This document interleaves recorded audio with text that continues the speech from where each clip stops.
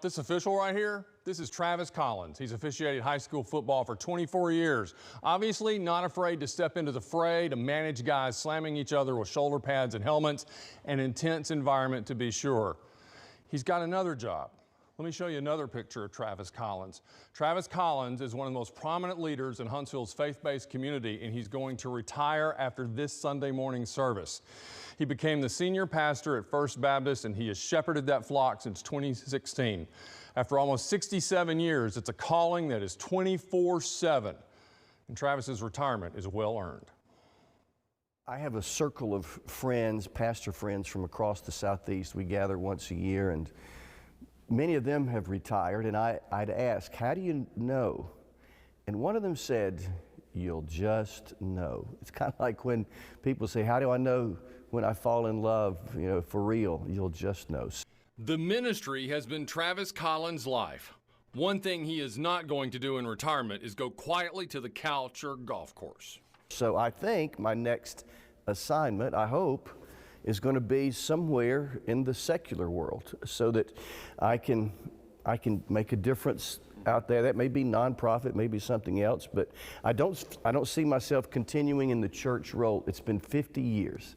And so I think I've said all I need to say and done all I need to do within the church world. His ministry began in rural Kentucky, and in that time, the church has added challenges and issues. Challenges that are particularly intense in a world where tribal politics affect seemingly everything, including church families. Ryan Burge has written a book titled The Vanishing Church, in which he speaks of that which many of us already were experiencing, and that is that some are migrating from these big tent churches to more homogeneous churches where people tend to think alike, particularly in this context, politically. That I think we're losing some of the richness of a big tent church, but I also think that's not good for our country.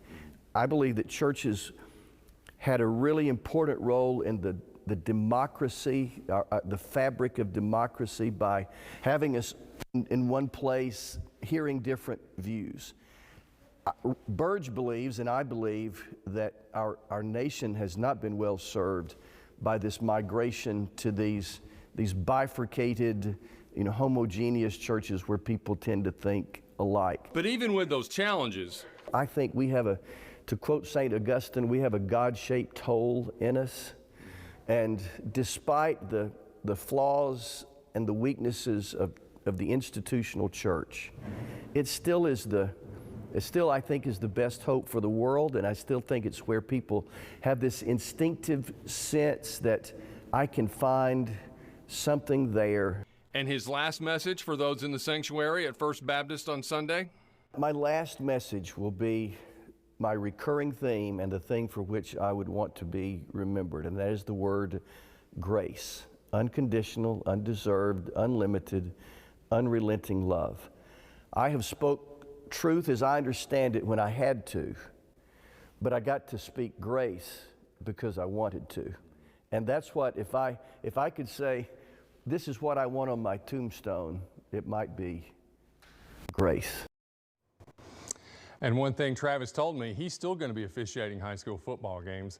And again, his last service at First Baptist is Sunday morning. So if you've watched for any length of time and you're thinking, Travis looks familiar, you don't go to that church, but Travis looks familiar, WHNT has broadcast First Baptist church services. Now, Travis hasn't been there for all of this, but we've broadcasted their Sunday morning services for over 40 years here at WHNT.